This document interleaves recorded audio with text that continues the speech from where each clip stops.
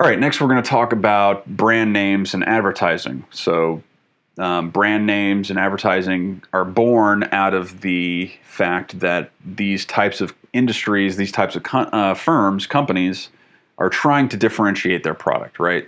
So, because differentness has value for consumers, monopolistically competitive firms regard their brand names as valuable private property or intellectual property. So firms use things like trademarks, words and symbols, phrases, logos to distinguish their product and their brand from goods and services sold by competing firms.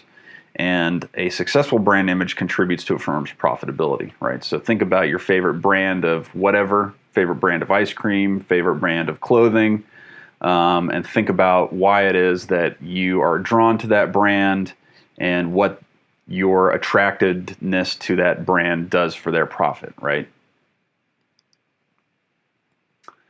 Now, a company's value in the marketplace depends largely on the perception of future profitability. And so we can see this in the market value in the world's most valued product brands. Now, valuation depends on the market prices of shares of stock of a company times the number of shares traded. I'm not too worried about you knowing this last bullet point, but basically what the slide is talking about is that brand's reputation and image in the world contributes to its value in the stock market, right?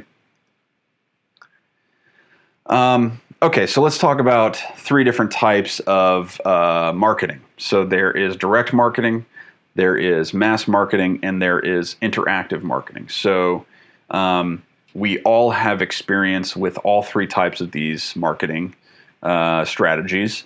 Now, direct marketing is basically what Facebook is geared for, right? Advertising that is targeted at specific consumers. And now this rarely happens anymore, with getting advertising in the mail. So that's kind of a dying strategy.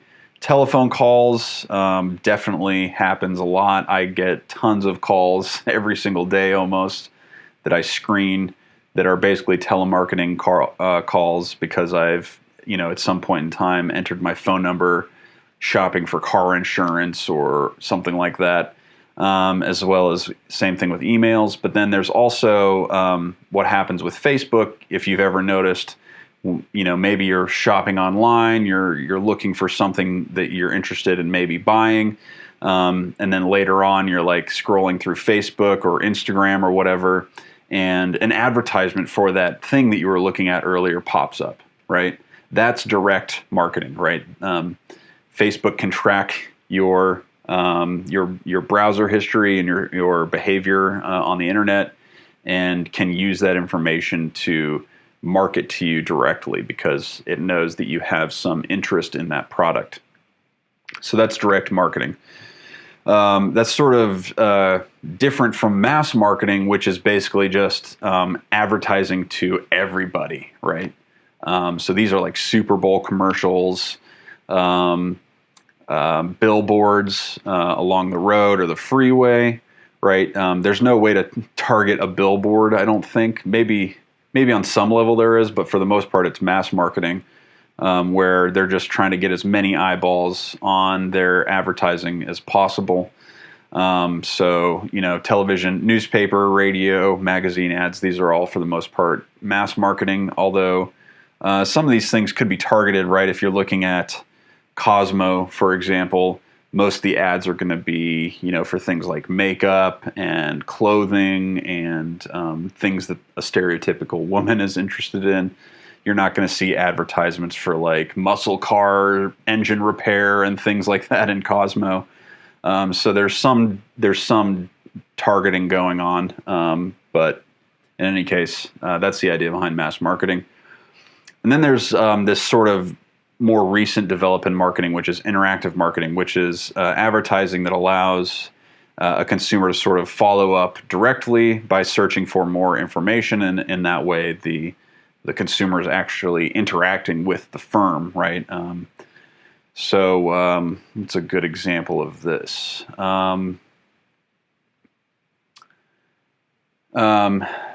I guess basically any sort of a lot of Facebook ads are interactive as well, right? So it'll be like click here to learn more, right? That's interactive marketing at its core, right? All right, so here's an interesting graph, the distribution of advertising expenses in the United States. So the majority of advertising is direct, and I wouldn't be surprised if this percentage is even pushed higher in recent years. Internet advertising, television ads, still relatively high, almost, very small shares on these other types of advertising, so pretty interesting. All right, aside from different types of marketing, we can also sort of differentiate between different types of goods when talking and thinking about brand names and advertising. So there are search goods, there are experience goods, and there are credence goods. So what is a search good?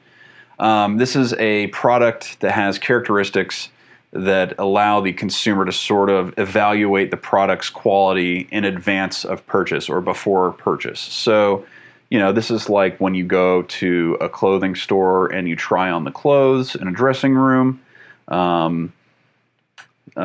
because you can sort of, evaluate how much you like the clothing before you purchase it. This is also the point of reviews with purchases online. You can look at what other people have said about the product. This is also things like I don't know, any sort of restaurant or food service that allows you to sample something before you buy, right? That would be considered something that's a search good. And that's sort of in contrast to what's called an experience good, which doesn't have the you don't have the ability to sort of test it out and discover its quality before you buy it. The only way to discover its quality is to buy it and then try it. So this might be a restaurant where you're not able to sample the food before you buy it, right? You kind of just have to look at the menu, buy what you think you want the most, and then try it.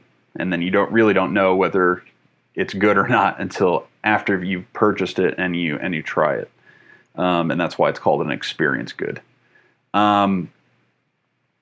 And then this last one, credence good, is just a product with qualities that consumers lack the expertise to assess without some sort of assistance. So medicine, right? When you go to the doctor, you don't have the expertise to understand the quality of what you're getting without the doctor. Some tax services and legal services, right? So a lawyer provides a credence good or service. These types of things, right? Even if you can somehow sort of search for and evaluate the product's quality, you don't really have the expertise as an individual consumer to evaluate it properly. So that would be a credence good. All right, so here's some other examples of these types of goods. So again, search goods, clothing, music is a good one because in most cases you can listen to the music before you purchase it. Experience goods, so soft drinks in restaurants, movies, that's a good one, right? You have to buy the movie ticket or rent the video and then watch it in order to determine how much you like it. And then, of course, right, credence goods, I already mentioned healthcare and legal advice. Okay. There's also two varieties of advertising we can think of or talk about. One is informational advertising and the other is persuasive advertising. So informational advertising is basically any ad that its goal is to provide you with information about the product. And so it's kind of the fact-based type of advertising. Here's what our product does. Here's what it can do. Here's how it will improve your life, etc. So it's the focus there is transmitting knowledge about the features of the product.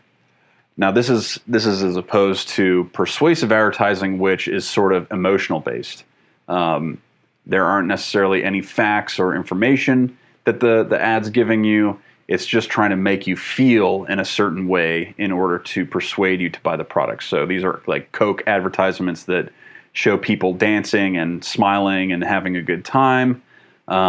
This is, those advertisements with Sarah McLachlan and the puppies, right, making you feel sad and emotional, trying to persuade you to donate money. These are sort of two different types of advertising that we can talk about. All right, let's think about a behavioral example real quick. Do business schools' uses of their rankings inform or persuade? Are they a type of informational advertising or persuasive advertising? So business schools compete in monopolistically competitive markets, and researchers have found that top-rated schools are least likely to post rankings, but instead rely on informational advertising by providing data on faculty accomplishments, graduate job placements, and so on. And in contrast, lower-ranking business schools engage in persuasive advertising by reporting only specific category rankings in which they've received good ratings. And thus, top programs are sort of search goods, whereas weaker programs are more experience goods. I wonder if that's a typo. That might be a typo. I think top programs are providing informational advertising, whereas weaker programs are providing persuasive advertising. All right, we'll wrap up this section talking about advertising as a signal or as a signaling behavior. So individual companies can explicitly engage in signaling behavior, and they do so by establishing brand names or trademarks and promoting them. So basically, one purpose of advertising is trying to signal to consumers that, hey, we spend money on advertising because we have the money to spend on advertising because we have such a good product and we have such a high demand for our product. So, you see this highly produced, fancy commercial. Yeah, we spend a lot of money on it. It's because we have a good product that we can sell at a high price because it's high quality, right? So this is one way for firms to try to signal to consumers that they have the highest quality or a very high quality product.